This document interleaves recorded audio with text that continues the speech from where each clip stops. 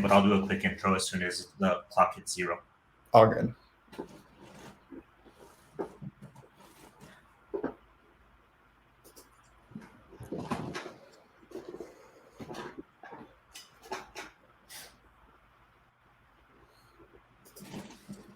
Hello and welcome everybody. We're so excited to have you all joining us for the last day of Mar Dreaming. Hope you all had a great 3 days of sessions and a lot of learning going on. My name is Gabe Barella from Circonte, and I'll be moderating today's session. Before we get started, I have a few housekeeping items to cover. Yes, we are recording these sessions. They'll be available on demand after the event, and we'll be following up with them via email. If you have questions, please post that in the Q&A tab. It's on the top right-hand corner. It's the central tab within there.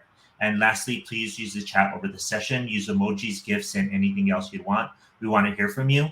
Now let's go ahead and get started. I'd like to introduce you to our speakers today, Duncan from Petalucid and Maria from Velocity, who have an awesome session ready for us today about how nonprofits can win with account engagement. And I'll go ahead and pass it over to Duncan and Maria. Thank you. Hi, everyone. Great to be here. I am coming to you from Missoula, Montana. I really love playing outside and I have 2 small kids. And I run Petalucid. We are a small nonprofit consulting firm that specializes in nonprofit engagement analytics. So marketing automation and encompassing fundraising, volunteerism, advocacy, and understanding how to kind of communicate effectively in a lot of different ways. We do a lot of work with account engagement, the tool. That's what most of our clients are using, and generally work with kind of smaller and mid-size teams. I'll hand over to Maria. Great. Thanks, Duncan. My name is Maria Kelley. I work with a company called Velocity Cloud Consultants. We work almost primarily in the nonprofit space. I actually got my start as I am from Cincinnati, Ohio, in cold, gray Cincinnati, Ohio, at least today. We work primarily with nonprofits. I actually got my start in the Salesforce world about 12 years ago as a Pardot user, as a marketing. I was the marketing director at a similar agency or a similar partner agency that worked with Salesforce, but I was the marketing person. So I've sat on both sides of the desk there when it comes to Pardot, which is now account engagement. So from there, started to implement, and now really I'm the practice lead for marketing at Velocity. So do a lot of work with account engagement and love the tool. So we can get started. First, thanks to our sponsors. Mar Dreaming is a great event, and it's great to see so many people participating, and it's fun to get to take a pause from building and consulting and start to hear what other people are working on and get some ideas, et cetera. So thank you for joining us, and thank you to our sponsors for making this all possible. So today, Duncan and I are going to go back and forth and talk to you about some different solutions that are nonprofit specific, and how account engagement can be leveraged using Salesforce data and some of that integration to solve for some common use cases that nonprofits specifically have. I'll start with talking about creating a welcome series for new donors. Duncan will hit on membership renewals. I'll talk about event management, and then he'll wrap us up with personalization 201. It's a little deeper dive into personalization. We can get started. All right, so welcome series. So this is a common use case that I see a lot of my clients needing to solve for. So with Salesforce Nonprofit Success Pack and the new Nonprofit Cloud. We're going to base our trigger, or what we're triggering off of, from information that we have in the system in your Salesforce org. So I'm going to show you how we would base that on first gift date, which is a roll-up field that will land on the contact, and then build out an engagement studio that would have an email series where you could welcome your new donor to your organization, tell them more about what you do, and obviously then start to build a relationship with your constituents. So first things first, we think about how you're getting that donation and how that's being entered into Salesforce. That can sometimes be an online donation integration with Salesforce, where your donations come in automatically from an online form, and that would flow from your online form, create an opportunity, and then your roll-ups would go from there, where that first gift date would populate onto the contact record. Likewise, you might have a stack of checks where you're entering in new donations straight into Salesforce. But again, what that would do is with a new donor, you would be entering the opportunity date and then associating that with a person who made that donation. And that first gift date would then populate on their contact record.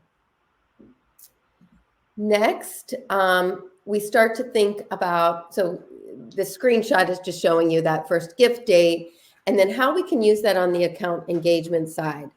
We want to make sure that you have mapped that field and created a prospect custom field for first gift date, and map that to Salesforce so that it's populating on the account engagement side. And then we'll build a dynamic list. Now, depending on what your welcome series looks like, so you might want to just send a one-off email that is, thank you for your donation, welcome to our family, this is what our organization is about, etc. In which case you could create your dynamic list to say, show me everyone where first gift date is today. I'm going to look at that date. Everyone from today is going to get an email, and then tomorrow they would no longer be on that dynamic list. So obviously we wouldn't want to build out a whole series of emails built on that date, because they would fall off that list the next day. So if we're thinking about using a series of emails, you're going to want to start on a specific date. First date gift is after whatever date you're starting the series. You can go on. Then the next thing would be to create your series of emails, and then create an engagement studio campaign where that email gets sent, and you can then monitor the person's interaction with that email. So now I will hand it back to you, Duncan, for membership renewals. All right. Yeah, so talking about renewal reminders and whether this is a true membership or just encouraging people to make another annual gift, kind of comes in both flavors. But it's a pretty common use case. They can be fairly simple. So this is a relatively simple example where we've got adding someone to a campaign, sending them an email, checking to see if they've renewed or not. If not, sending another email, exiting. They can also get quite a bit more involved. So here we can see there's a lot more emails. There are some additional rules and criteria. This one actually has two tracks, one for regular members and one for major donors. So the track on the right is actually creating tasks in Salesforce to have someone reach out via a phone give them a call. So you can work in some other touch points beyond just an email send inside Engagement Studio. So can be simple, can be more complicated or more involved. Something to note on both of these is what they have in common are two different things. There are both rules at each step before sending the email. So that little orange item that you can see in both of them. And then there's also a tag at the completion of the series. And so why is this? And there's a couple things that you really need to pay attention to when you're setting these up. And that's because the way that Engagement Studio works is when someone falls off of it, they'll start back up where they left off at a future date. So this can work really well for something like a welcome series if you need to pause it for a bit and then expecting them to pick back up kind of down the road, maybe because there's some sort of really personalized, one-to-one communication, or there's a lot of other emails going out. But for a renewal, we need to be really careful to figure out how to make sure next year they start at the top again. And there's a couple of different tools and techniques for being able to do this. The first is using a static list. So rather than a dynamic list, which Maria talked about earlier, that will function like a report and just include anyone who matches the criteria, that seems like it would be a great option, but someone will fall off the list when they no longer meet the criteria. Say their member expiration date is within the next 60 days. If they renew, they'll fall off the list. And you want to make sure that they actually exit the whole journey in order to be eligible to start back at the top. So to kind of get around this, we'll use a static list and then a series of automation rules to add or remove them. So you'll want to have one static list for members on the renewal series. And then you can use an automation rule. For example, if their membership end date is within 60 days, add them to the list. And then at the completion, you'll have another automation rule to remove them from the list. And my recommendation is to use a tag to fire the second automation. So in both of the series, we saw a tag as the completion step. So kind of your order of operations, the automation rule picks up on someone meeting the criteria, adds them to the list. You can set up the rule so that either it's only going to run every 180 days or something like that, or it will only match someone who's within 60 days of renewing, but more than 45 days away. So you kind of give yourself a little bit of a window for when someone's end date's coming up. Let's fire that rule, get them on the static list. They go through the Engagement Studio, and then the last step is applying a tag. And then there's another automation rule listening for that tag. And so anyone who's tagged with completed renewal is removed from the list. So they're going onto the list, through the whole journey, off the list. And the reason those rules are built out before the emails, we kind of go back here, before each email, it's sort of checking to say, if they renewed, send them to the end. So that's everyone is going the whole way through the journey. And a couple other little pieces to pay attention to. There is a setting in account engagement that is allowing emails to be sent more than once. This will be on for the vast majority of accounts, but it is a good one to just double check. I think it was enabled by default a long time ago, but you could wind up if someone had unchecked that or something. So just make sure that they'll go through and they'll get the same renewal emails again. And also just to think about what personalized touches you might want to work in, whether that's a call task for a major donor, or using merge fields to say something about how long they've been a member for, something like that. And we'll dive into that a little bit more later.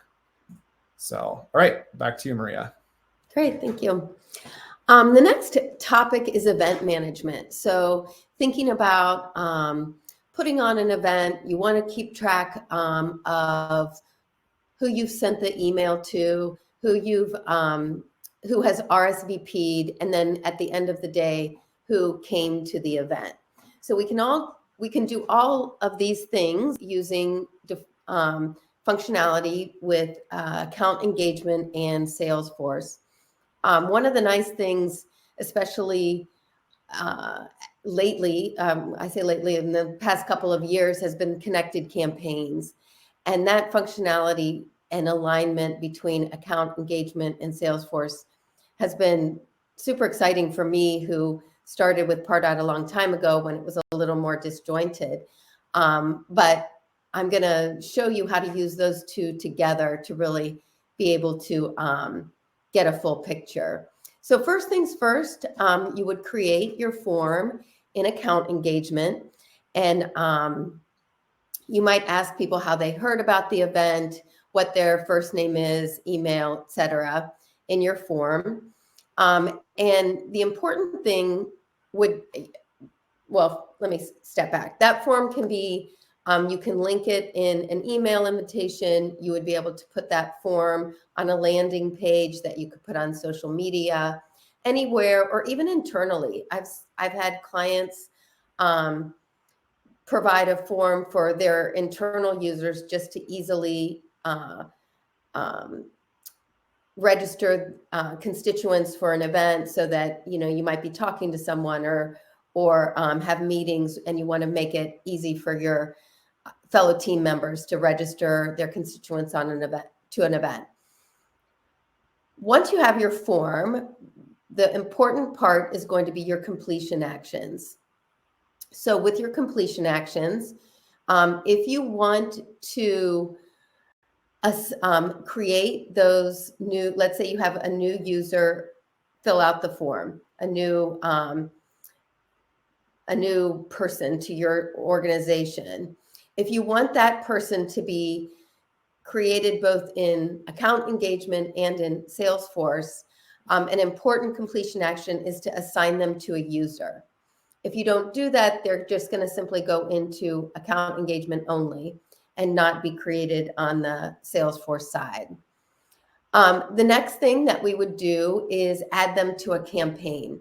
So what this is going to do is it's going to take your new Salesforce user, or I keep saying Salesforce user, Salesforce contact, or the Salesforce contact that, if they already exist in your system, account engagement will match by email address and say, this person already exists in our system, but I'm going to take that existing contact and add them to this campaign. And I would, you can create your campaign statuses to reflect what that person's status is. So if they fill out the form that they've registered, they're going to show in the campaign as a new campaign member with that status. If you want, just as a double check, you could also add them to a static list within account engagement. If you want to double check your numbers, make sure your numbers are correct, that kind of thing, just as a fail-safe.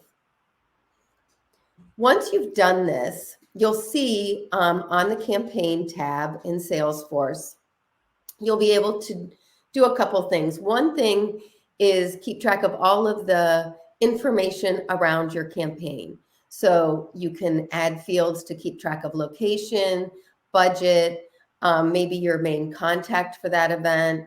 Anything that is event specific could be entered on the event campaign record itself. And then, as I mentioned, your campaign members will be added, and you'll be able to see your list of campaign members with their associated statuses. So out of the box, you you have certain statuses, but if you look at that related list within Salesforce, you'll see a new button where you can add new statuses. So in theory, if you wanted to, you could even keep track of who you invited. So you might pre-populate that campaign with everybody that you invited to the event with a status of invited. You send out your email, your form goes out, people fill out the form, then it would change their status from invited to registered. And so you could start to see your metrics there, where who's been invited, how many, what's our response rate. And then if you want to go to the next page, I'll go back, or I'll show you this in a second. Yes, you can see a total list. So at the end of the day, you could use even another form, maybe during check-in, and have it on iPads, where you have people register themselves that they're attending, and it would change that campaign status once again from registered to now attendee. So you have a full picture of what happened with your account. And if you go back one more, I was going to show you, you can use an event engagement studio as a handy tool for confirmation emails, reminders, etc. So if you remember in your form, if you can add people to a campaign. So you could either use a list that says, show me everyone who's in this campaign is registered as a list to start a dynamic engagement studio. Or like I said, you could even just add a static list where every time someone fills out the form, they get added to the list. And either way, you would have a list that could start an engagement studio campaign that would maybe send them a reminder, or first a confirmation. Thanks for registering. Here's the details of the event. And then you can send a reminder as the event approaches.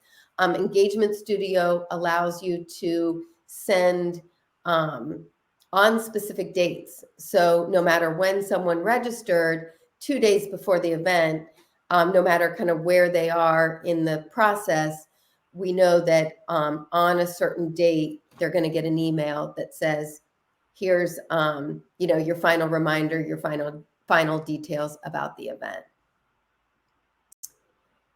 All right, so that's event management. Again, yes, you can see your total statistics. And then one last plug for Salesforce campaigns.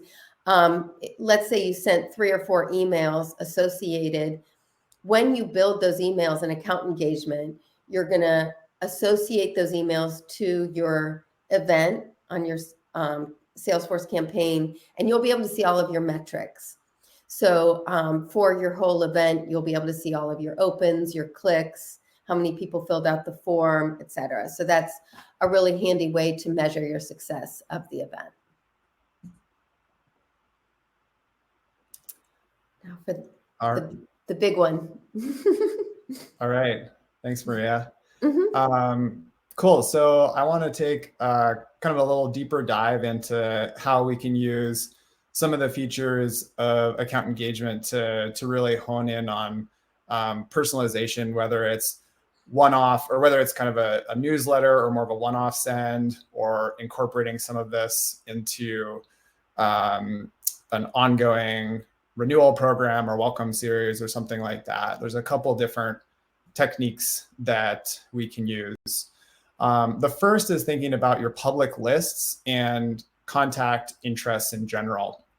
So kind of at the baseline, setting up a preference center with public lists lets people opt in or out of certain lists, certain topics. So one way to approach this is to sort of put everyone on all of your lists and say, once you sign up, you'll get the newsletter and program emails and fundraising, and you can go in and remove yourself from some of those. Another way to think about it is by understanding what people are interested in by kind of going from an opt-in approach. And that could be including something on a sign-up form of here's the topics I'm interested in. whether that's on your website or an event, kind of relating it to a particular programmatic area. You can also use the preference center as part of your ongoing emailing to say, hey, consider signing up for our program emails about environmental issues, for example. So if you have a couple of different areas of focus, you could identify people who have not expressed interest in a certain topic, sort of encourage them to get involved, and then really understand, like, is this a draw for people and who is opting into signing up for these. So leveraging this on forums and kind of what list someone might want to opt into, or even in emails specifically calling out, hey, here's something you might be interested in, and the preference center being a place for contacts to kind of manage that themselves. Going a bit deeper is dynamic content. This is a feature that is available as an add-on to the Growth Edition and in the higher editions of Pardot, our account engagement, excuse me. And so it's not out of the box for everyone, but it is something that we've seen clients specifically choose to add on to Growth just because of how powerful it is. And basically what it lets you do is build a couple different versions of one message based on criteria for your prospects. In this example, we can see there's a few different calls to action to donate, essentially, and whether that's someone who's never donated or has not been a member previously, sort of a, hey, come join us. For someone who is an existing donor or member, trying to change that to recurring, move someone up into more of a major donor level, or even consider legacy giving for a major donor. We'll look at what this looks like in an email, but it's also, I think, underused. You can actually put this on your website. So you can embed these little snippets of content somewhere on your website. And so if the prospect is known and cookied and navigating around, they could see different messages. So the top version is our email template, and you can see there's a merge field in there with the dynamic content. And then we have 4 different contacts who are all getting different versions of the same email with that text kind of calling out what action you're encouraging them to take. So really cool and really powerful. You don't have to build separate email templates and have branching logic in Engagement Studio or send out a bunch of different versions of your newsletter. It can just be one kind of centrally managed piece. It's not officially supported in the Lightning Builder, but it totally works. You can either grab the merge field from the classic builder, or once you get a handle on the syntax, just find the number and drop it in there. Some other really good use cases are kind of focusing on different programmatic areas. If you know, hey, here's people who are interested in this certain issue, or if you have kind of different regional focuses, highlighting events by region is another pretty cool one. So I know we're just about at time here. I want to make sure we wrap it up, but a couple of the big takeaways. Engagement Studio is super powerful. We've looked at a couple of different examples for welcome series, renewals, even how it can be used in event management. And there's even these, it can do even more than that. So definitely take advantage of it. Think about other ways beyond just email marketing. You might be able to use account engagement. So for example, managing your events might be a way that you can put it to use. And thinking about personalization beyond just a merge field with someone's name, like what do you know about their interests and how can you start to leverage that in your messaging to really show the impact in a way that resonates with someone. So hopefully you found this all interesting and useful. Thank you very much for having us. Thrilled to be here. Here's a link to connect with either of us. There's a QR code you can snap, or links, and I believe the decks are going to be shared.